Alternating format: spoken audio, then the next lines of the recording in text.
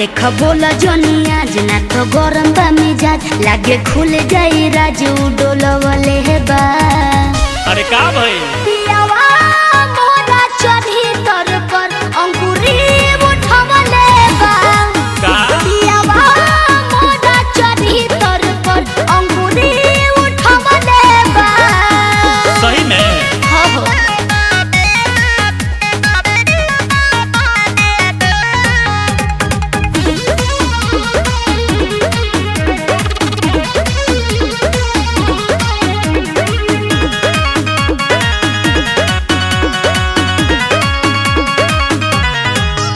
ऐसे रोवर सजनी फूला बात पूरा पूरा सही बोला तहरा ला किस्मी लाइल बानी खालो तनी खुश होला खालो तनी खुश होला।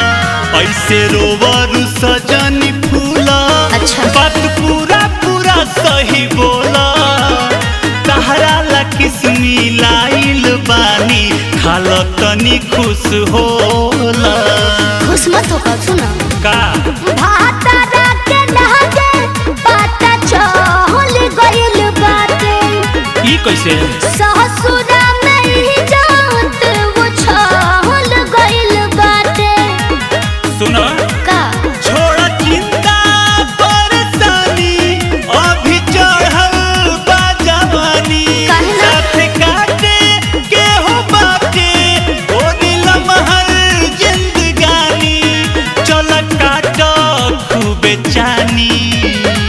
सुनो उ देवलिए में साथ मोरले बा मुकालात हमार देख दोनों हाथ मुचकवले बा। का सही है का पियावा मोरा चढ़ी तर पर अंगूरी उठवले बा। पियावा मोरा चढ़ी तर पर अंगूरी उठवले बा।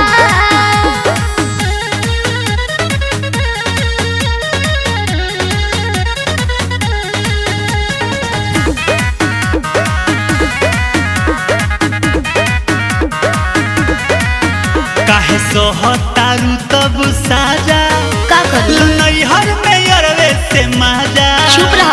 तहरा खातिर गोरी दिल के हमारा खुला बाटे दरवाजा खुला बाटे दरवाजा। काहे सोहतारू तब साजा नैहर में अरवे से माजा अच्छा। तहरा खातिर गोरी दिल के हमारा खुला बाटे दरवाजा।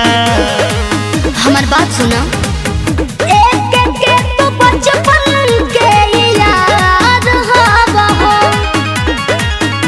ऐसे संतू से पहले के प्यार हवा हो।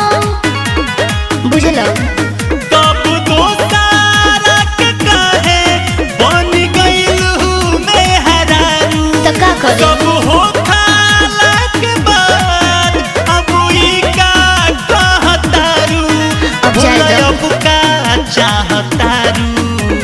सुनो हम भले मर जाइब नाही पिया घरे जाइब करे के बतलाइब मन सबले बा।